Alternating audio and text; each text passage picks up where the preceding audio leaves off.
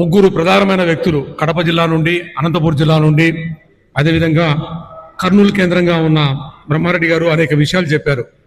దీని సారాంశం ఏంటంటే, రాయలసీమకు రావాల్సిన ప్రాజెక్టులను ఎత్తుకుపోయారు. రాష్ట్ర విభజన చట్ట ప్రకారం రాయలసీమలో ఏర్పాటు చేయవలసిన కార్యాలయాలు, అది హైకోర్టు కానీ రాజధాని కానీ ఏర్పాటు చేయకుండా పోయారు. Institutes, all India institute of medical sciences, లేకుంటే జాతీయ స్థాయి వ్యవసాయ విశ్వవిద్యాలయము, విశాఖ ఉక్కు లాంటి, కడప ఉక్కు లాంటివి తీసుకుపోవడమే కాకుండా, జగన్మోహన్ రెడ్డి గారు ఆయన ఆర్థిక రాజకీయ సామ్రాజ్యాన్ని సృష్టించుకోవడం కోసం 3 రాజధానులు అంటూ కంటి తుడుపు జరగా ఏర్పాటు చేసిన కొన్ని కార్యాలయాలు, కర్నూలులో పెట్టిన కార్యాలయాలు, అవి లోకాయుక్త కార్యాలయం కావచ్చు, ఎలక్ట్రిసిటీ రెగ్యులేటరీ కార్యాలయం కావచ్చు, లేదా లా యూనివర్సిటీ కావచ్చు, ఈ కార్యాలయాలను కూడా తరలించాలన్న దిశలో ప్రభుత్వం పనిచేస్తుందంటే రాయలసీమ పట్ల ఎంత దుర్మార్గంగా ఈ ప్రభుత్వాలు ఉన్నాయో తెలుస్తోంది. అదేవిధంగానే బ్రహ్మారెడ్డి గారు చెప్పారు, కేవలం 30 కోట్లు ఖర్చు పెడితే ఎస్ఆర్బీసీ కాలువలను అడ్డంకులు తొలగితే 22,000 క్యూసెక్కులకు నీళ్లు వచ్చే పరిస్థితి ఉంది. రామకుమార్ అన్న చెప్పారు, ఆ చెరువులు నింపి ఆ పంట కాలువలు తీస్తే నీళ్లు వచ్చే పరిస్థితి ఉందని చెప్పి. అదేవిధంగా వెల్లాల సహోదరెడ్డి అన్న చెప్పారు, రాజుల దగ్గర రైతుల యొక్క భూములు సేకరించేసి వాళ్ళకు డబ్బులు ఇవ్వకుండా అమ్ముకోవడానికి లేకుండా చేసిన పరిస్థితిని, గండికోట దగ్గర రిజర్వాయర్లు కట్టి, వామికొండ కట్టి, సర్వరాయ సాగర్ కట్టి, ప్రాజెక్టు కాలువలు లేకపోవడం వల్ల నీళ్ళు లేని పరిస్థితిని క్రియేట్ చేస్తున్నారంటే, నీళ్లు ఉండి ప్రతి బచావ్ ట్రిబ్యునల్ పంచిన దాంట్లో ప్రతి 100 ఏళ్లలో 75 సంవత్సరాలు నీళ్లు వస్తున్నా ఆ నీటిని అంతా కూడా సముద్రంలోకి పారబోస్తూ ఈ ప్రాంతానికి నీళ్లు ఇవ్వకుండా, మీకు నీళ్లు లేవు, కావేరీ నుండి గోదావరి నుండి కావేరీ అనుసంధానం చేస్తాం, లేదా ఇంకోటి మరకచల్లగా చేస్తాం అని చెప్తున్నారంటే, ఈ అనుసంధానాలన్నీ కూడా వాళ్ళ ఆర్థిక అనుసంధానాలు కాంట్రాక్టర్తో చేసుకోవడానికి తప్పిస్తే ఈ ప్రజలకు కాదనేది స్పష్టంగా అర్థమవుతుంది. మన దగ్గర ఉన్న నీళ్లను ఉలకబోసి ఎక్కడో ఉన్న నీళ్ళ కోసం మనం తాపత్రయపడడం అనేది, ముందు ఈ నీళ్లను సద్వినియోగం చేసుకునే కార్యక్రమాలు చెప్పడం లేదంటే వాళ్ళకు తెలియక కాదు. ఈ ప్రజలు ఎన్ని రోజులు ఉన్నా, రాయలసీమలో ఉన్న ప్రజలు అజ్ఞానులు, వీళ్ళు తెలుసుకోలేరు, మాట్లాడలేరు.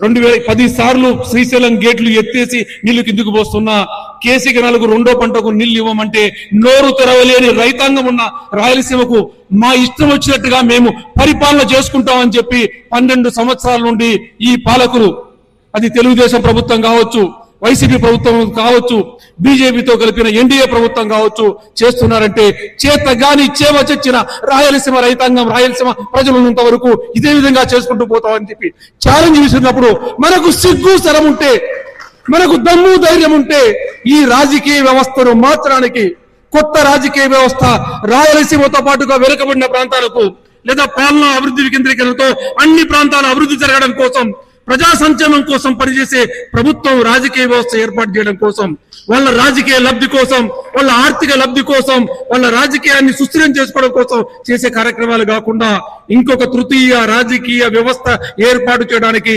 కావాల్సిన కార్యాచరణ ఏం చేయాలన్న దానికి ఇక్కడ విత్తనాన్ని నాటుతున్నాం. ఈ విత్తనం మొలిచి చెట్టై పెరిగేదంతా కూడా మీ మీద ఆధారపడి ఉంది, ఇక్కడ ప్రజలందరి మీద.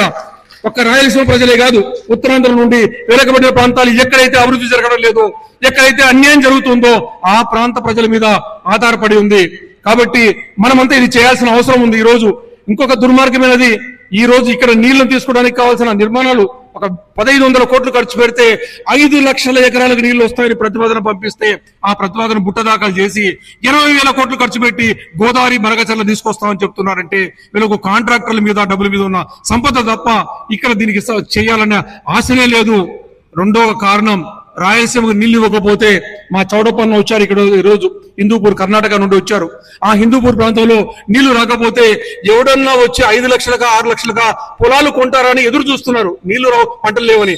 అలాంటి పరిస్థితి క్రియేట్ చేసి ఇండస్ట్రియలిస్టులకు రైతులు స్వచ్ఛందంగా పొలాలు అమ్ముకునే దిశగా కార్యాచరణ చేపట్టడానికి రాజకీయ వ్యవస్థ అంతా 12 సంవత్సరాలు పనిచేస్తుంటే, మనము చేవ చచ్చామా అనేది ఒక్కసారి ఆలోచించుకోవాలి. ఏం చేయాలనేది ఆలోచించాలి.